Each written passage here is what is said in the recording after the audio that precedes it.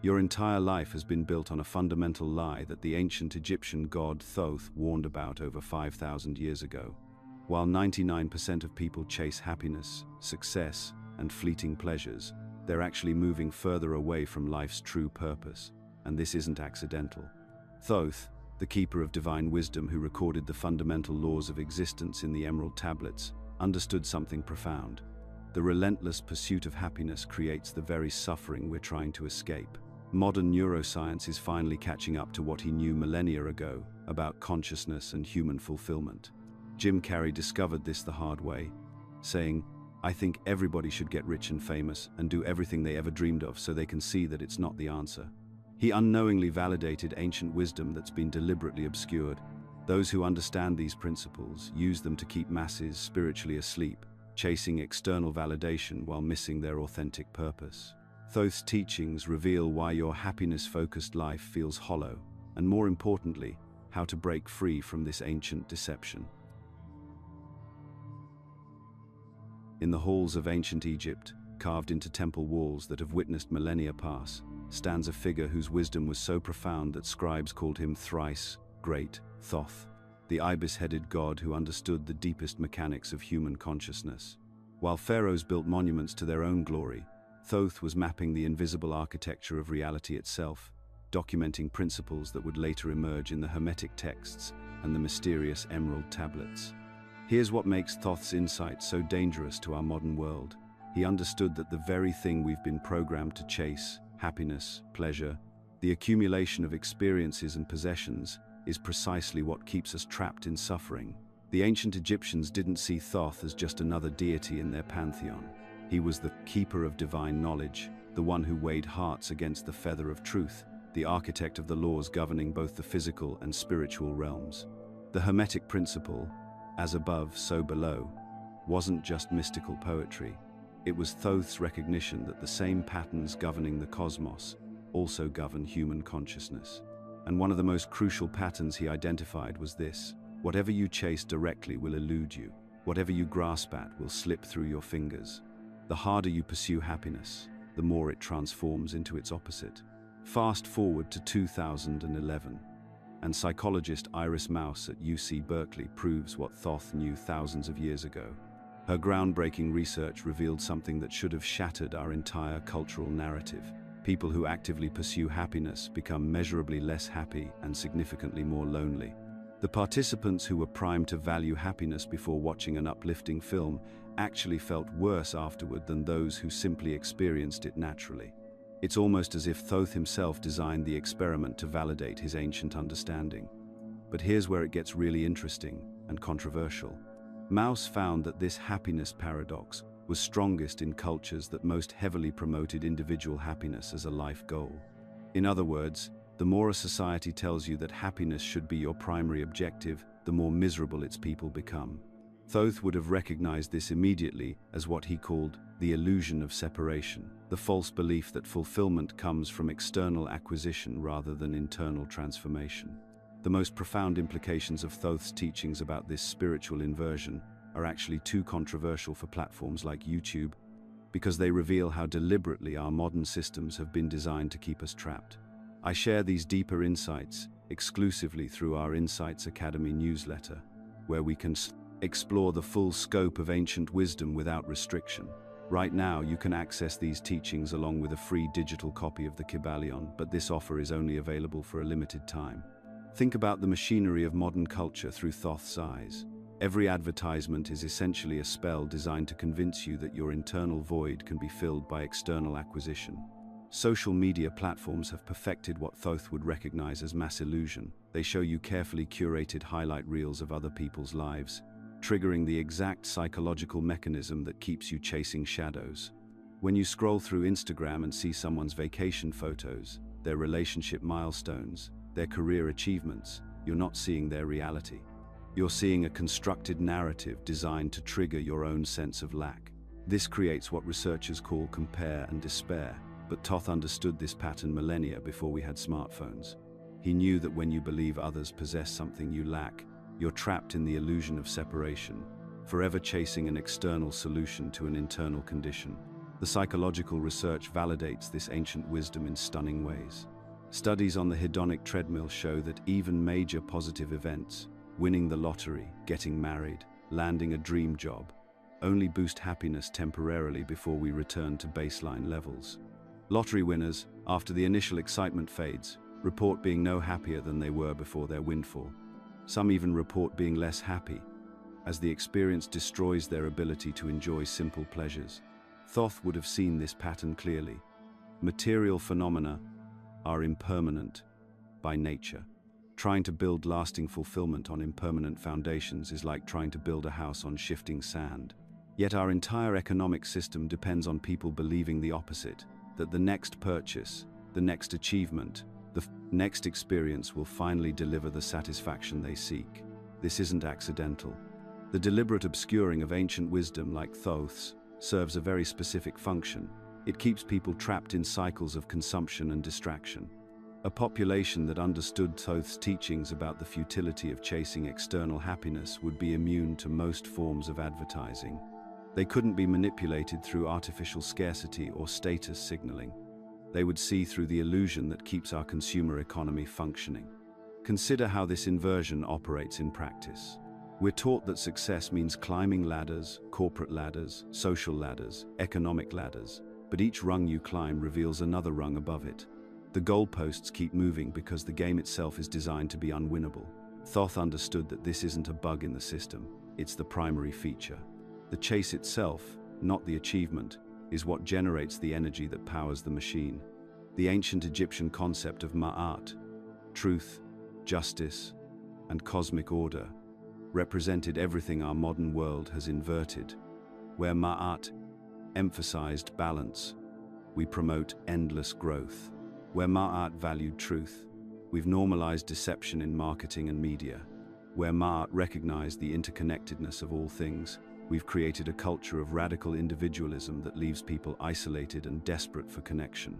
What makes this inversion so insidious is how it masquerades as progress. We're told that previous generations were trapped by superstition and ignorance, that we've evolved beyond their primitive understanding.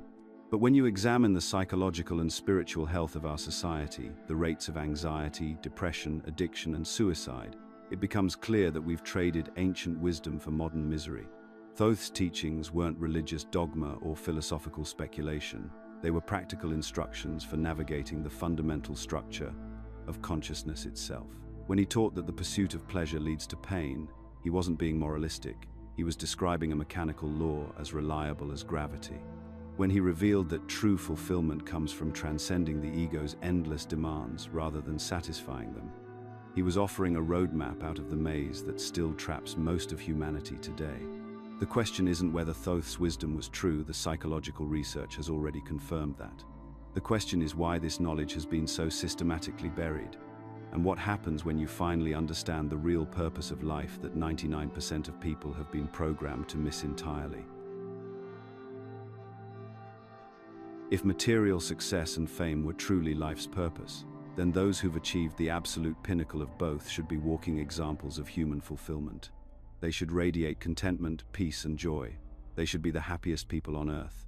But their own words tell a completely different story. Jim Carrey, at the height of his fame and wealth, made a confession that shattered the illusion. I think everybody should get rich and famous and do everything they ever dreamed of, so they can see that it's not the answer. This wasn't coming from someone who failed to achieve their dreams. This was coming from someone who achieved them beyond what most could even imagine. Think about that for a moment. Here's a man who had everything our society promises will make you happy. The money, the recognition, the ability to buy anything, go anywhere, do anything. And his conclusion, it's not the answer. Steve Jobs, perhaps the most celebrated entrepreneur of our time, spent his final moments not celebrating his revolutionary products or his billions, but expressing profound regret. On his deathbed, he wished he had spent less time building Apple and more time with his family. The man who changed how the world communicates realized too late that he had failed at the most basic human connection of all. Michael Jackson, the undisputed king of pop, achieved a level of musical success that may never be matched. Yet he confessed, "I was never pleased with anything I did. I was never pleased with anything." Here was someone who had broken every record, whose music moved millions, who had achieved artistic immortality, and it brought him no lasting satisfaction. But perhaps the most telling example comes from Isaac Newton, arguably the greatest scientific mind in human history. The man who unlocked the laws of gravity, who revolutionized mathematics, who laid the foundation for modern physics, described himself near the end of his life as nothing more than a boy playing on the seashore, diverting myself in now and then, finding a smoother pebble or a prettier shell than ordinary, whilst the great ocean of truth lay all undiscovered before me. Newton's humility reveals something profound. Here was a man who had penetrated deeper into the mysteries of the physical universe than anyone before him, yet he felt like he had barely scratched the surface. This wasn't false modesty, this was the recognition that all material knowledge, no matter how vast, pales before the infinite ocean of spiritual wisdom that Thoth represented as the god of both knowledge and divine understanding. Leonardo da Vinci, the ultimate Renaissance man who mastered art, science, engineering, and invention, spent his final days consumed not with pride in his achievements, but with regret. He confessed that his work didn't reach the quality it should have. The man who painted the Mona Lisa, who designed flying machines centuries before they existed, who embodied human creative potential, even he felt his life's work was inadequate. These aren't isolated cases of individual psychological problems. This is a pattern that reveals something fundamental about human nature that Thoth understood millennia ago. What these testimonies expose is the nature of desire itself. Thoth taught that seeking fulfillment through external achievements is like trying to satisfy spiritual hunger with material food. It's a category error that can never work. No amount of success, wealth, or recognition can fill a void that isn't actually about success, wealth, or recognition. The modern world has convinced us that these feelings of emptiness are problems to be solved through more achievement, more accumulation, more external validation. But Thoth's wisdom suggests something radically different, that this emptiness isn't a bug in the system, it's a feature. It's designed to eventually drive us towards seeking our true spiritual purpose. Look around at the epidemic of depression, addiction, and suicide among the wealthy and famous. Robin Williams, Anthony Bourdain, Kurt Cobain, the list goes on. These aren't random tragedies or personal failings. They're the inevitable result of a fundamental misunderstanding about human nature that Thoth warned against thousands of years ago. In ancient Egyptian understanding, material achievements were never seen as destinations. They were stepping stones in the soul's journey towards spiritual awakening. The pharaohs built monuments not because they thought earthly glory was the point, but because they understood that even the greatest worldly accomplishments were merely preparation for the real work of spiritual development. What's fascinating is that many of these successful individuals, in their moments of deepest honesty, point towards something beyond material achievement. They speak of connection, meaning, purpose, love, the very things that Thoth identified as humanity's true spiritual nature. The hollow victory of external success serves a crucial purpose in Thoth's teaching. It shows us exactly where not to look for life's meaning. Every celebrity breakdown, every billionaire's confession of emptiness, every successful person's admission that there must be more than this is actually pointing us in the right direction. These aren't stories of failure, they're stories of awakening. They're the inevitable result of souls that are too large to be satisfied by anything the material world can offer. They're proof that we are spiritual beings having a human experience, not human beings trying to have a spiritual experience through material means. The real tragedy isn't that success leaves people empty. The real tragedy is that most people never achieve enough success to learn this lesson. They spend their entire lives chasing the very things that those who caught them discovered don't work. But here's what Thoth understood that our modern world has forgotten. This emptiness at the heart of material achievement isn't the end of the story. It's the beginning of the real journey toward discovering what actually does fulfill the human soul. Now, here's where Thoth's understanding becomes absolutely revolutionary. As the Egyptian god who bridged both material and spiritual realms, the keeper of divine wisdom who also understood earthly mechanics, Thoth possessed a unique vantage point that allowed him to see through the fundamental illusion that traps human consciousness. What Thoth discovered about human desire will completely reframe how you understand your own behavior. He realized that what we call pursuing happiness is actually something entirely different. It's an unconscious attempt to escape discomfort. This isn't just ancient philosophy. It's a precise understanding of human psychology that modern science is only now beginning to validate. Think about the last time you reached for your phone when you felt bored, or grabbed a snack when you weren't hungry, or bought something online after a stressful day. Thoth understood that in each of these moments, you weren't actually seeking pleasure, you were fleeing from pain. The boredom, the restlessness, the stress, these create a kind of psychological discomfort that your mind desperately wants to escape. Thoth taught this through what I call the arrow principle. Imagine discomfort as an arrow piercing your consciousness: stress, loneliness, inadequacy, boredom. The moment that arrow hits, your mind immediately reaches for something to pull it out: a drink, a purchase, entertainment, even achievement or relationships. But here's what Thoth saw that we miss. We're not actually healing the wound. We're just numbing it, temporarily. Modern addiction research has validated this ancient wisdom in stunning detail. Studies consistently show that people don't use substances to get high, they use them to avoid feeling low. Dr. Gabor Mate's decades of research with addicts reveals that addiction is fundamentally about escaping emotional pain, not pursuing pleasure. The high is actually relief from an underlying discomfort that was already there. But Thoth's insight goes much deeper than addiction. He understood that this mechanism operates in every aspect of human desire. We mistake relief for happiness, and this confusion creates the fundamental trap of human existence. Consider Thoth's teaching through what he understood about the nature of pleasure itself. Take the simple act of scratching an itch. The pleasure you feel isn't actually pleasure at all. It's relief from irritation. If there were no itch, scratching that same spot would be painful, not pleasurable. The pleasure exists only in relation to the preceding discomfort. Now apply this to your entire life. You feel the itch of emptiness, so you scratch it with shopping. The temporary relief feels good, so you call it happiness. You feel inadequate, so you scratch that itch with achievement or social media validation. You feel lonely, so you scratch it with entertainment or relationships. But just like a physical itch, the relief is temporary. Soon the discomfort returns, often stronger than before, demanding more scratching. This is why Thoth saw most human pleasure as fundamentally illusory. Think about eating when you're truly hungry. The first few bites are incredibly satisfying, but that satisfaction is actually relief from the discomfort of hunger. Continue eating past that point, and the same food that brought pleasure becomes uncomfortable, even painful. The pleasure was never in the food itself, it was in the relief from hunger's discomfort.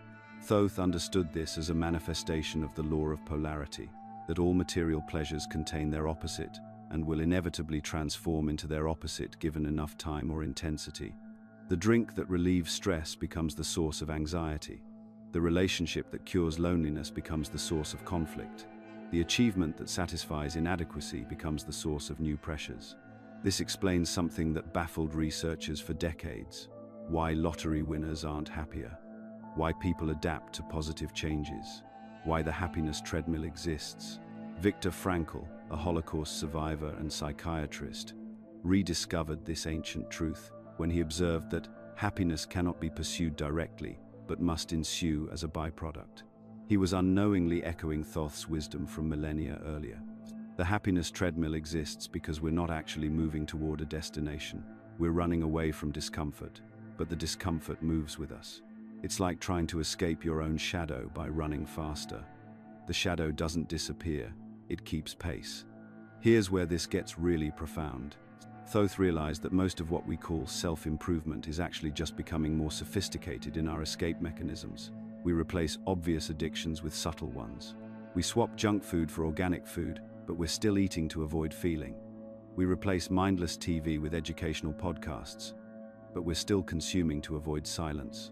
We upgrade from retail therapy to investing in experiences, but we're still purchasing to avoid inner emptiness. Even spiritual practices can become escape mechanisms. Meditation to avoid anxiety, yoga to avoid physical discomfort, positive thinking to avoid negative emotions. Thoth saw that as long as we're using any practice to run away from something, we're still trapped in the same fundamental pattern. This is why Thoth's approach was so radically different from what modern society teaches. Instead of finding better ways to run on the treadmill, he taught people how to step off it entirely. Instead of becoming more skilled at avoiding discomfort, he showed how to address its root cause. The root cause, according to Thoth, isn't external circumstances. It's not that you need more money, better relationships, or different experiences. The root cause is a fundamental misunderstanding of what you are and why you're here. As long as that misunderstanding persists, you'll keep feeling that underlying discomfort, and you'll keep reaching for temporary relief, mistaking it for lasting fulfillment. This revelation changes everything about how we understand human motivation and, more importantly, how we understand the real purpose of life. Because if Thoth was right, then everything our culture teaches us about happiness and success isn't just wrong. It's actually designed to keep us trapped in cycles of suffering, constantly consuming but never truly satisfied. Picture this. Around 2,500 years ago, a young prince named Siddhartha Gautama sat beneath a Bodhi tree and experienced what millions would later call enlightenment. But here's what most people don't realize: Siddhartha wasn't discovering something new. He was rediscovering ancient truths that Thoth had already encoded into the very fabric of reality thousands of years earlier. When Siddhartha was born into his palace of luxury, Thoth's wisdom was already ancient. The Egyptian mystery schools had been preserving these teachings for millennia, understanding that certain truths about consciousness and suffering weren't bound by culture or time. They were universal laws waiting to be rediscovered by anyone willing to look deeply enough. Think about Siddhartha's story through this lens. Here was a prince who had everything our modern world promises will make us happy. Unlimited wealth, beautiful women, the finest food, entertainment, power, status, literally every external condition that people today chase desperately, believing it will finally fill that gnawing emptiness inside them. Sound familiar? It should, because we just explored how today's most successful people report the exact same hollowness that drove Siddhartha from his palace. But Siddhartha felt what Thoth had warned about centuries earlier, that seeking life's purpose in external conditions inevitably leads to a profound spiritual emptiness. No amount of pleasure could touch the deeper dissatisfaction that seemed built into existence itself. The prince was experiencing firsthand what Thoth taught, that the very nature of material reality contains inherent instability and impermanence. Then came the famous moment when Siddhartha ventured outside his palace walls and encountered what Buddhists call the four sights: an old man, a sick person, a corpse, and a wandering monk. But through Thoth's framework, we can see that Siddhartha wasn't just witnessing random suffering. He was seeing what Thoth called the inevitable consequences of attachment to the impermanent. Every form, every body, every pleasure he'd been clinging to was subject to aging, sickness, and death. The very things he'd been taught to value were guaranteed to disappoint him, not because life was cruel, but because he'd been seeking permanence in a realm of constant change. This is precisely what Thoth understood about the mechanics of human desire that we explored earlier. Siddhartha's decision to renounce his royal life wasn't a rejection of pleasure. It was following the same path Thoth had outlined thousands of years earlier. He was turning away from external, seeking toward internal understanding. But notice what happened next. Siddhartha spent years practicing extreme asceticism, nearly starving himself to death in pursuit of enlightenment. This represents something crucial that most spiritual seekers miss. Siddhartha was making the common mistake of swinging from one extreme, indulgence, to its opposite, deprivation. He was still trapped in the same dualistic thinking that creates suffering, just with a different focus. Instead of grasping after pleasure, he was grasping after spiritual achievement through self-torture. It wasn't until he accepted a bowl of rice milk from a village girl that Siddhartha discovered what Thoth had taught was the middle way, neither grasping nor rejecting, but understanding. This wasn't about finding a comfortable compromise between extremes. It was about transcending the entire framework that sees life as a problem to be solved through manipulation of conditions. When Siddhartha finally sat under that Bodhi tree and achieved awakening, he was essentially having a direct experience of what Thoth had taught about the nature of suffering and its cessation. The insights that flooded his consciousness weren't new revelations. They were eternal truths that had been waiting for someone with enough clarity to perceive them directly. Consider how perfectly the Four Noble Truths align with Thoth's ancient wisdom. The first noble truth, that life contains dukkha, often translated as suffering but really meaning a pervasive dissatisfaction or offness, matches exactly what Thoth taught about material existence containing inherent instability. It's not that life is miserable, but that seeking fulfillment through impermanent conditions creates an underlying anxiety and restlessness. The second noble truth identifies the origin of this suffering in Tanna, literally thirst or craving. This is identical to Thoth's understanding of how attachment to the impermanent creates inevitable disappointment. We covered this mechanism in detail earlier, how every desire contains the seed of its own dissatisfaction because we're trying to use temporary experiences to fill a permanent need. The third noble truth, that suffering can cease, reflects Thoth's teaching that liberation comes through understanding the true nature of reality rather than trying to manipulate it. Both traditions understood that the problem isn't life itself, but our confused relationship with life. And the fourth noble truth, the Eightfold Path, corresponds perfectly to Thoth's practical instructions for aligning with cosmic law rather than fighting against it. Right understanding, right intention, right speech, right action. These aren't moral commandments, but practical guidelines for living in harmony with how consciousness actually operates. Both Thoth and Siddhartha understood something that completely contradicts our modern assumptions about life's purpose. They realized that the point isn't to accumulate experiences, achievements, or even spiritual states. The purpose is to transcend the illusions that create suffering in the first place. This is why Siddhartha's famous summary of his entire teaching was so simple. One thing I teach, suffering and the end of suffering. This perfectly encapsulates what Thoth had taught about consciousness and liberation. It's not about adding something to your life. It's about seeing through the mental constructs that keep you trapped in cycles of seeking and disappointment. The ancient Egyptians understood this through their elaborate teachings about the soul's journey through the afterlife.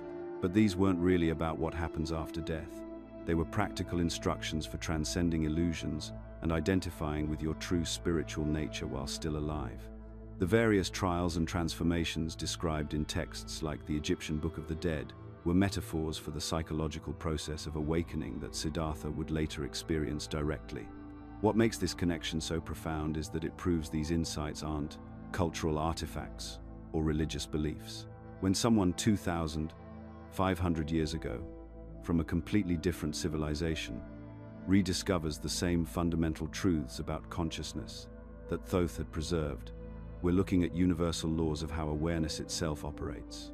Siddhartha's validation of Thoth's ancient wisdom demonstrates that anyone, regardless of their background or beliefs, can verify these principles through direct experience.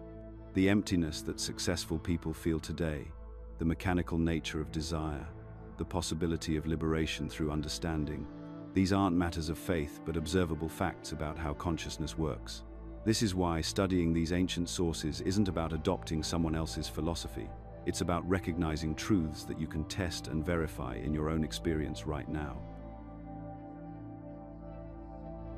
Let me share something that might sound counterintuitive at first, but bear with me because this insight could completely transform how you approach your entire existence. The relentless pursuit of happiness isn't just failing you, it's actively preventing you from discovering what life is actually about. And this isn't some pessimistic philosophy or a call to become emotionally numb. This is about understanding a fundamental distinction that Thoth grasped thousands of years ago, one that modern psychology is only now beginning to validate. Here's what researchers have discovered. People who obsess over being happy become measurably more anxious and dissatisfied. In controlled studies, participants who were explicitly told to value happiness highly felt worse when watching joyful content, comedy shows, uplifting movies, positive news stories. Why? Because their expectations made normal levels of happiness feel inadequate. They were constantly measuring their emotional temperature, asking, "Am I happy yet? Should I be feeling more joy right now?" This is scientific validation of what Thoth understood millennia ago. He taught that happiness, as most people conceive it, is like trying to catch and hold onto a breeze. The very act of grasping destroys what you're attempting to capture. Think about the last time you experienced genuine joy, maybe laughing with friends, witnessing a beautiful sunset, or achieving something meaningful. Notice how that joy arose naturally when you weren't monitoring it. The moment you became self-conscious about it, trying to extend or intensify the feeling, something shifted. The experience became less authentic, more effortful. Viktor Frankl, who survived the Nazi concentration camps, discovered something profound about this paradox. He observed that happiness must happen as a byproduct of meaningful action, never as a direct goal. When prisoners focused on finding meaning in their suffering, helping others, maintaining dignity, preserving hope for reunion with loved ones, they experienced a form of fulfillment that transcended their horrific circumstances. Those who focused primarily on feeling better, on escaping their emotional pain, often didn't survive. Frankl unknowingly validated what Thoth called the law of indirect approach, that life's most important gifts come to us when we stop chasing them directly and instead align with higher principles. Love arrives when we focus on understanding and serving others. Confidence emerges when we commit to growth rather than self-protection. Peace develops when we pursue truth rather than comfort. But modern society has created what Thoth would recognize as a dangerous form of spiritual materialism. We treat emotional states like possessions to be acquired and hoarded. We have happiness apps, joy journals, positivity practices, all designed to manufacture and maintain specific feelings. We've turned inner experience into another consumer category. Dr. Rafa Yuba, after decades of psychiatric practice, concluded that happiness is a ghost not worth pursuing. He observed that his most fulfilled patients weren't those who felt happy, most often, but those who had developed what he called existential resilience, the capacity to find meaning and maintain equanimity regardless of external circumstances. This mirrors exactly what Thoth taught about true fulfillment. Instead of chasing pleasant emotional states, he advocated developing understanding, acceptance, and alignment with life's natural rhythms. He recognized that pain in life is inevitable. We all face illness, loss, aging, disappointment. But suffering, the extra mental anguish we create through resistance and attachment, is optional and can be eliminated through wisdom. Consider this metaphor. Happiness is like weather, sometimes sunny, sometimes stormy, constantly changing. True fulfillment is like the sky itself, vast, open, untroubled by whatever weather patterns move through it. When you identify with the sky rather than the weather, you can experience the full spectrum of human emotion without being destabilized by it. This sky-like consciousness actually allows for richer emotional experiences because you're not constantly trying to grasp pleasant states or push away difficult ones. You develop what psychologists call emotional granularity, the ability to feel deeply while maintaining perspective. Look at people who found genuine fulfillment. Mother Teresa working with the dying in Calcutta. Scientists dedicating decades to solving complex problems. Artists struggling to perfect their craft. Parents sacrificing for their children's future. These individuals often describe their most meaningful experiences as challenging, demanding, sometimes painful, but profoundly worthwhile. They weren't pursuing happiness in the conventional sense. They were pursuing something deeper, the expansion of their capacity to love, understand, create, or serve. The satisfaction they found came not from pleasant feelings but from alignment with purpose larger than their personal comfort. This connects directly to Thoth's teaching that the soul's primary purpose is growth and understanding, not pleasure and ease. Every challenge becomes an opportunity for development. Every difficulty contains lessons that can deepen wisdom and compassion. When you stop making happiness your primary goal and instead focus on wisdom, truth, and service to something greater than yourself, something remarkable happens. A deeper form of contentment begins to emerge, not as an achievement you must maintain through effort, but as your natural state when the causes of suffering are removed. This isn't contentment that depends on circumstances aligning with your preferences. It's the peace that comes from understanding your place in the larger cosmic order, from recognizing that your individual story is part of an infinitely meaningful whole. The constant self-evaluation, "Am I happy yet?" interrupts the natural flow of experience and creates the very dissatisfaction it's trying to eliminate. But when you shift focus from monitoring your emotional state to engaging fully with whatever life presents, you discover something the happiness chasers never find: the profound satisfaction of being completely present to reality as it is, not as you wish it were. This understanding opens the door to life's actual purpose, something far more magnificent than the endless pursuit of pleasant feelings. And as we'll explore next, this shift in perspective reveals capabilities within you that have been dormant, waiting for the right conditions to emerge. When Siddhartha sat beneath that Bodhi tree 2,500 years ago, he didn't just stumble upon some new philosophy. He rediscovered a systematic method for human liberation that Thoth had encoded into the very fabric of ancient Egyptian wisdom thousands of years earlier. What we call the Noble Eightfold Path isn't Buddhism. It's a practical manual for aligning human consciousness with the fundamental laws that govern reality itself. Think about this for a moment. Siddhartha systematized these teachings, yes, but the principles he articulated reflect eternal truths about how consciousness can free itself from suffering. These aren't religious doctrines you have to believe in. They're operational instructions for living in harmony with cosmic law, the same cosmic law that Thoth understood governs all existence. The ancient Egyptians depicted this as a wheel, just as Buddhist traditions do. 8 spokes, each supporting the others, creating a perfect circle of integrated wisdom. Remove any spoke, and the wheel becomes unstable.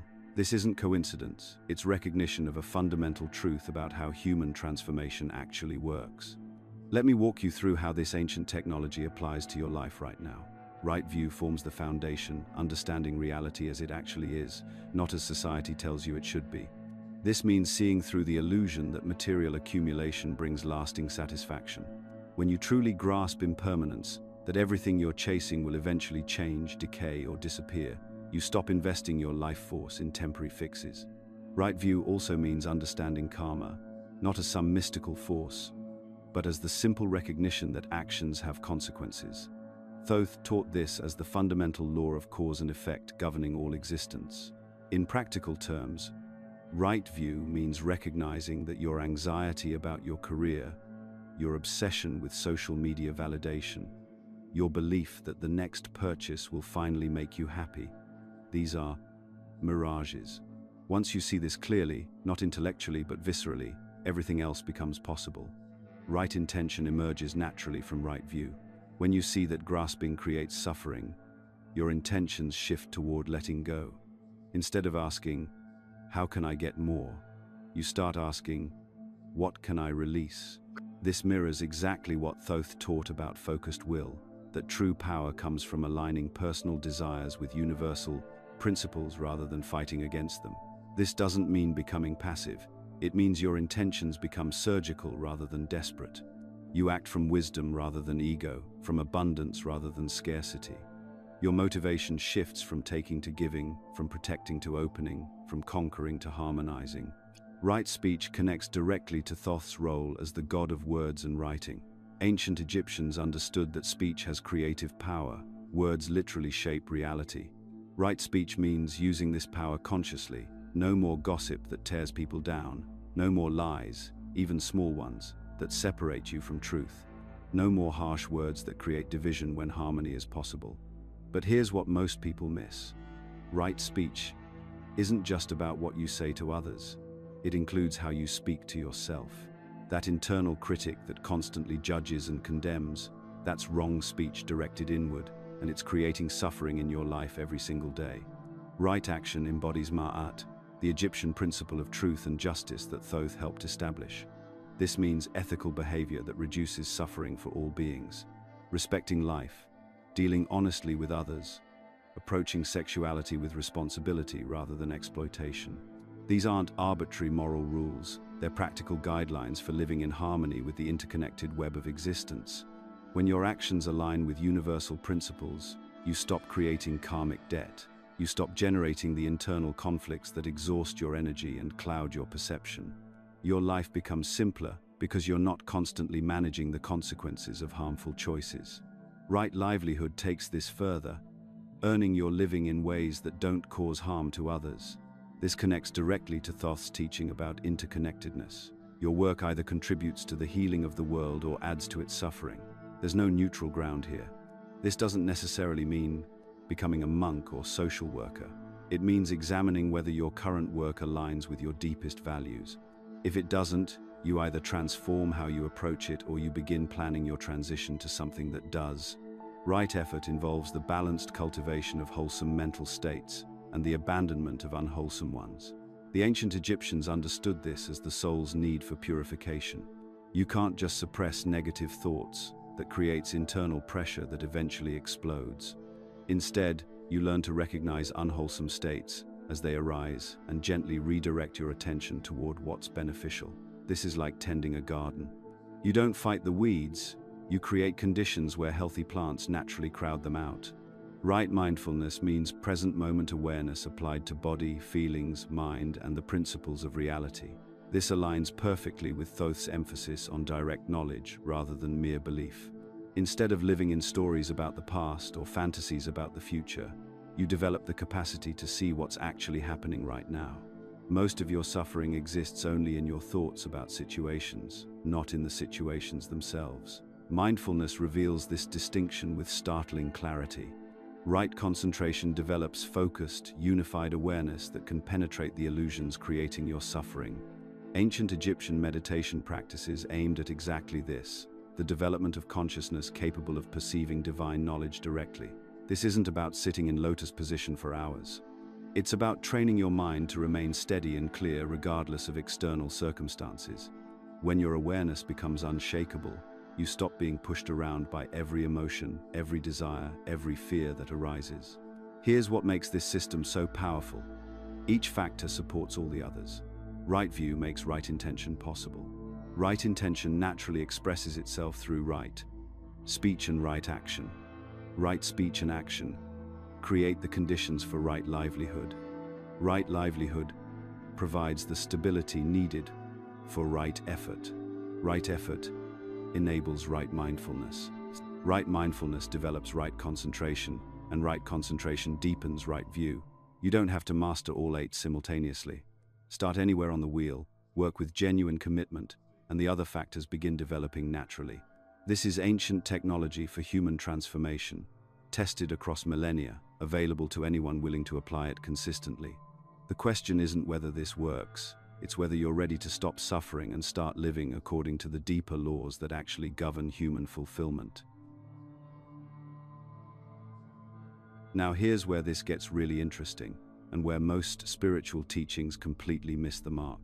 Thoth's wisdom wasn't designed to be locked away in monasteries or practiced only by people who've renounced the world. It was specifically created to be lived fully in the chaos and complexity of ordinary life. See, the genius of Thoth's approach is that it meets you exactly where you are. You don't need to quit your job, move to a mountain, or spend years in meditation retreats. These principles transform your existing circumstances rather than requiring you to escape them. Your daily commute becomes a laboratory for mindfulness. Your difficult coworker becomes your teacher in patience. Your morning coffee becomes an opportunity for genuine presence.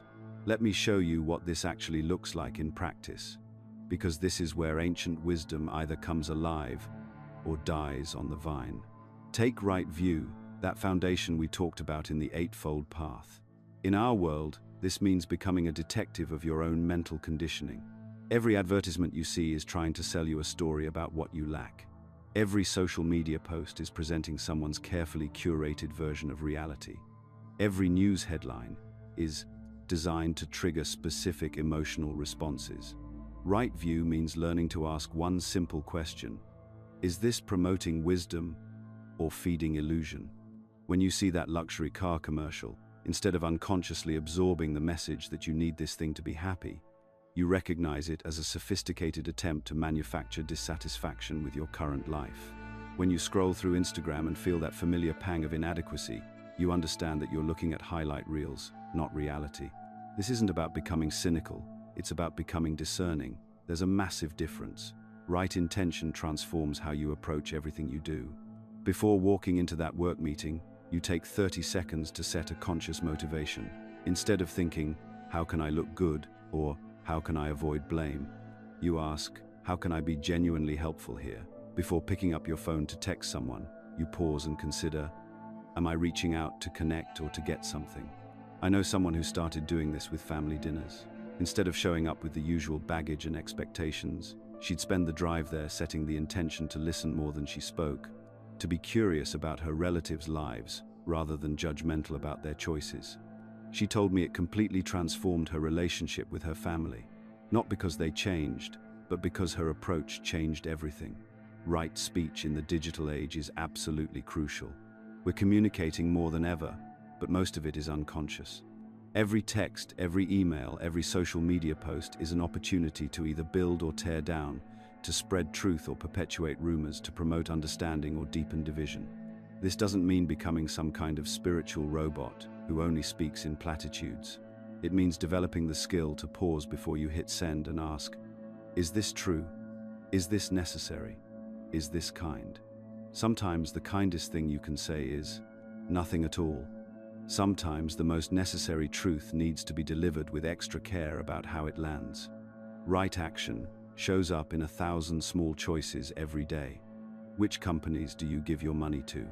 How do you treat the person taking your coffee order when you're running late? What do you do when the cashier gives you too much change back? How do you handle that moment when you could easily take credit for someone else's work? These aren't abstract ethical dilemmas, they're the actual building blocks of who you become. Every choice either moves you toward greater integrity or away from it. The beautiful thing is that you get to practice this constantly. Life provides endless opportunities. Right livelihood is probably the most misunderstood aspect of this path. People think it means you have to quit your corporate job and become a yoga teacher. Sometimes that happens, but more often it means bringing greater consciousness to whatever work you're already doing. A friend of mine works in insurance, not exactly what most people would call a spiritual profession, but he approaches every client interaction with genuine care for their well-being. He explains policies clearly instead of using confusing jargon. He advocates for his clients when claims get complicated. He's transformed his corner of a massive corporation into a space of actual service. His work has meaning because he brings meaning to it. Right effort is about becoming conscious of your mental diet.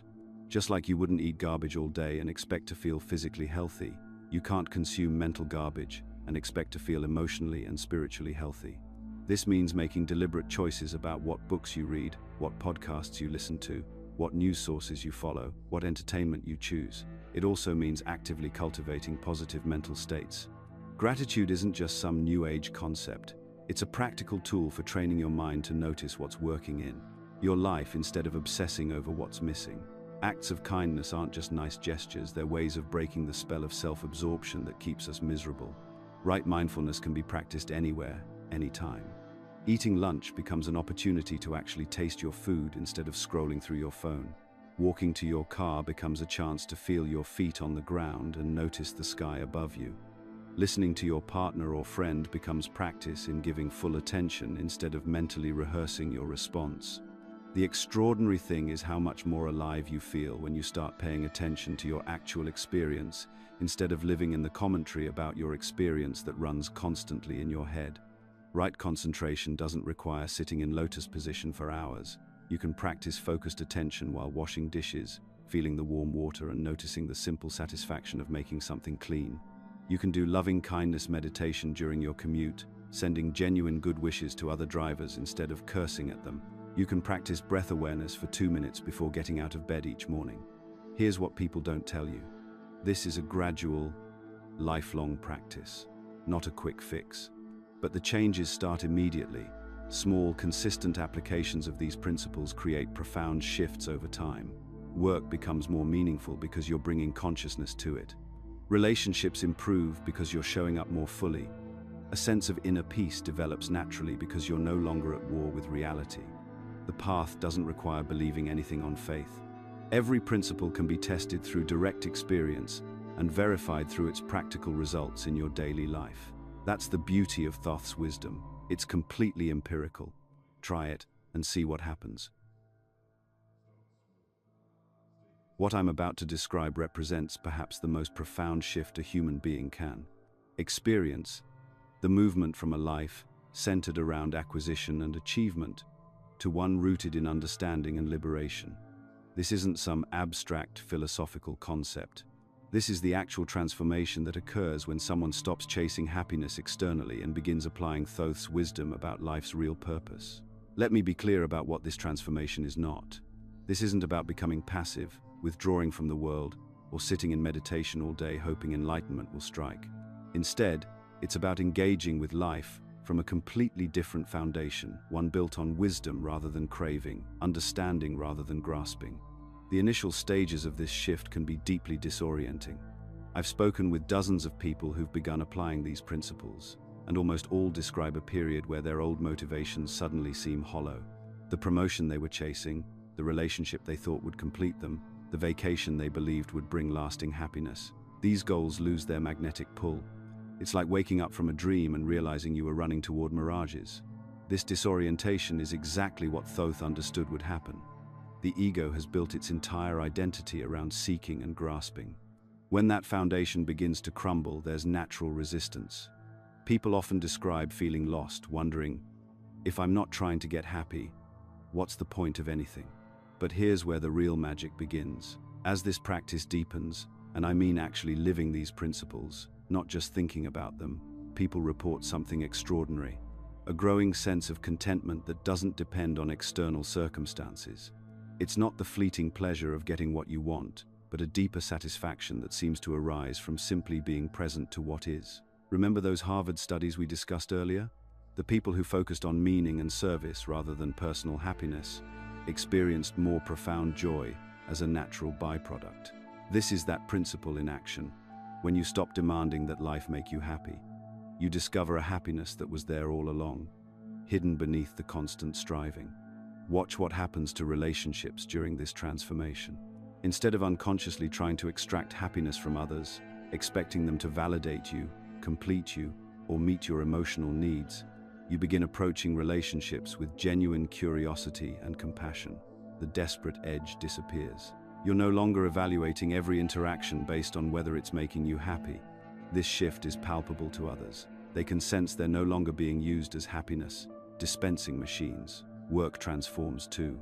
Instead of seeing your job as something you endure to get money for things you think will make you happy, it becomes an opportunity to practice wisdom and serve others. This doesn't mean accepting exploitation or abandoning practical concerns about compensation. It means approaching your responsibilities from a foundation of purpose rather than mere survival or status seeking. Even more remarkable is how this affects your relationship with difficulty, illness, loss, conflict, disappointment. These experiences don't disappear, but they're met with greater equanimity. Viktor Frankl, writing from the concentration camps, described maintaining inner freedom even in the worst external circumstances. This connects directly to Thoth's teaching about the indestructible nature of consciousness itself. When you understand your true nature as awareness rather than just a collection of experiences, you can remain centered even when life becomes challenging. Sarah, a nurse from Portland, described it this way: "I used to see every patient's death as a failure, something that made me question everything. Now I understand that suffering and death are natural parts of existence. I can be fully present with people in their final moments, without needing to fix or change anything." Paradoxically, this has made me more effective at helping people, not less. Simple pleasures become more vivid when you're not grasping at them desperately. A sunset, a conversation with a friend, a moment of quiet reflection, these can provide profound satisfaction because they're experienced fully rather than being evaluated for their happiness-producing potential. You're present to what's actually happening instead of constantly measuring it against your expectations. This aligns perfectly with Thoth's understanding of the present moment as the only place where true fulfillment exists. The past is memory, the future is imagination, but life is happening now. When you're not using the present moment as a stepping stone to some imagined future happiness, you can actually inhabit your life instead of constantly trying to escape it. Success and failure become temporary weather patterns rather than definitions of your worth. A promotion is pleasant, a setback is challenging, but neither determines your fundamental value or purpose. This isn't indifference. You still care about outcomes and work diligently toward goals, but you're not emotionally enslaved by results. Perhaps most significantly, the fear of death begins to dissolve. When you understand your essential nature as consciousness rather than just a physical body, death becomes a transition rather than an annihilation. The ancient Egyptians understood this deeply. Their entire spiritual system was built around recognizing the soul's eternal nature. This inner transformation naturally leads to greater compassion and service. The artificial barriers created by ego-driven seeking, the constant comparison, competition, and self-protection, begin to dissolve. You start seeing others as fellow travelers rather than threats or opportunities. Marcus, a former investment banker, told me, "I spent 20 years trying to accumulate enough money to feel secure. The more I made, the more I needed. Now I work with financial literacy programs in underserved communities. I make a fraction of what I used to, but I wake up excited about my day. The anxiety that used to keep me awake at night is gone." This doesn't mean becoming a doormat or neglecting practical responsibilities. You still pay your bills, maintain your health, and honor your commitments, but you approach these duties from wisdom and compassion rather than fear and desire. Some worry this path leads to becoming boring or losing your drive. The opposite is true. when you're no longer constantly defending a false image of yourself or chasing external validation, authentic creativity and motivation emerge. You discover what you actually care about beneath all the conditioning. This transformation is available to anyone willing to apply these principles consistently. Each moment you choose understanding over reactivity, presence over distraction, service over self-seeking, you contribute not only to your own liberation but to the healing of our world. The question isn't whether this transformation is possible. Countless people throughout history have demonstrated it is. The question is whether you're ready to stop seeking happiness and start living with purpose. Here we are, at the end of a journey that began with a simple but profound realization. Everything you've been told about life's purpose has been backwards. We started by acknowledging that despite all our achievements, possessions, and experiences, something fundamental felt missing. We explored why the wealthiest celebrities, the most successful entrepreneurs, and the most accomplished individuals often describe a deep emptiness that no external acquisition could fill. Then we discovered that this wasn't a personal failing or a sign that we needed to try harder. It was evidence that we'd been looking in entirely the wrong direction. Through Thoth's ancient wisdom, we uncovered the revolutionary truth that life's purpose isn't to chase happiness, but to understand and transcend the very mechanisms that create suffering. This isn't just philosophical theory, it's practical wisdom that can transform your actual lived experience starting right now, today, in whatever circumstances you currently find yourself. Think back to those testimonies we examined. Robin Williams at the height of his success feeling profoundly alone, tech billionaires describing their achievements as hollow, lottery winners reporting decreased life satisfaction.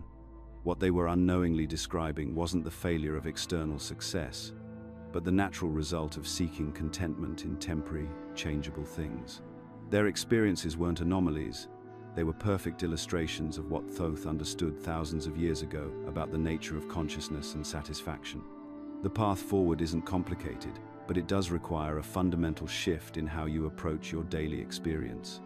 Instead of asking, "What do I need to get to be happy?" start asking, "What am I seeking, and why do I believe that seeking will bring me peace?" This simple reorientation begins to reveal the patterns that have been running your life unconsciously.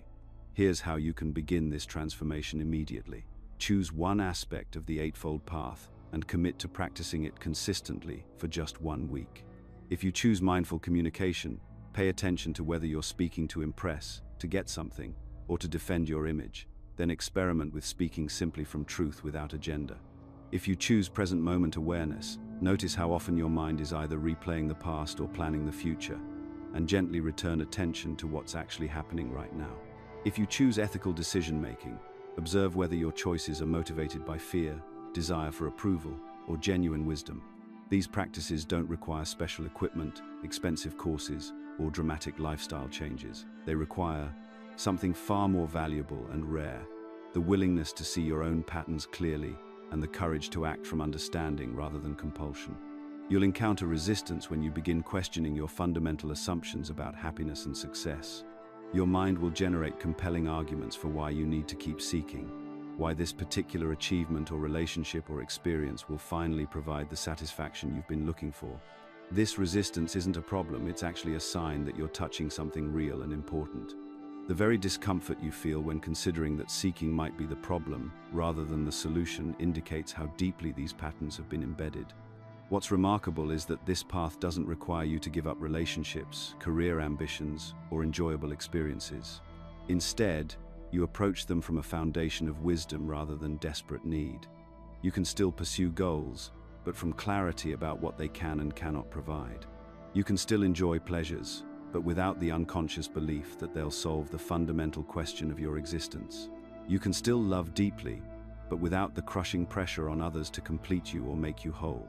Modern psychology and neuroscience are now validating what Thoth understood millennia ago. Research on hedonic adaptation shows that we return to baseline happiness levels regardless of positive changes in our circumstances. Studies on mindfulness demonstrate measurable changes in brain structure and function. Investigations into the nature of consciousness are revealing that our sense of self is far more fluid and constructed than we typically recognize. These contemporary findings aren't replacing ancient wisdom, They're confirming insights that have been available to humanity for thousands of years. The urgency of beginning this work isn't based on external time pressures or apocalyptic thinking. It's based on the simple recognition that every day spent unconsciously seeking happiness in things that cannot provide it is a day of unnecessary suffering. More importantly, it's a day that could instead be spent developing the understanding and wisdom that lead to genuine freedom and contentment. Your individual transformation contributes to something larger than personal benefit.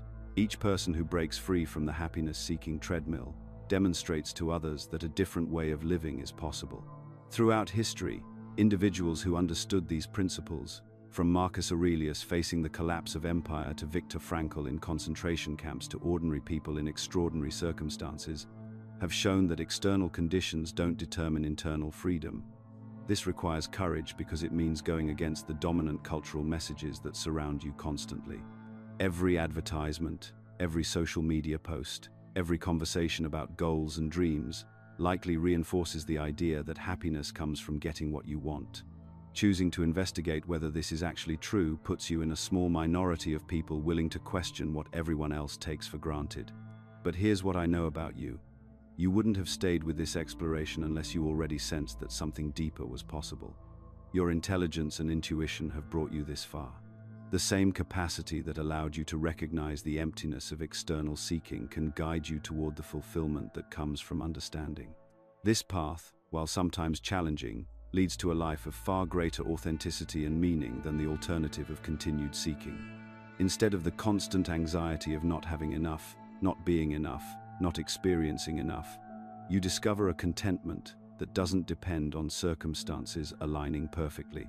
Instead of the exhaustion of trying to control outcomes, you find the energy that comes from acting from wisdom rather than compulsion.